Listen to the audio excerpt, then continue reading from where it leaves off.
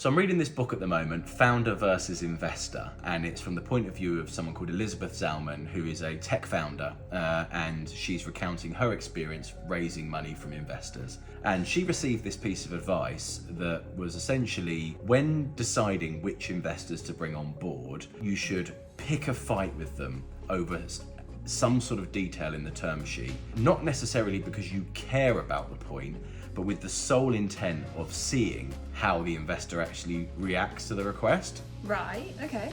Yeah, so basically what she's looking for is whether they immediately flipped out and said, you're irrational, this is a ridiculous request, or whether did they actually first seek to understand her position and why that was important to her. Okay, cool. So why did that interest you so much? Well, it got me thinking about how this could be applied to a recruitment setting, in as much as from a candidate's perspective, as you're going through the interview process, if there's something that maybe you would ideally ask or know about, but maybe you feel a little bit self-conscious about raising it, perhaps you really should think about raising it, not just from a perspective of getting access to that piece of information, but actually partly to see how your new line manager does respond generally to requests like that. Do they come with an open mind and a curiosity to understand your position, or is it an outright no, if you care about that, you're just not right for us, end of story?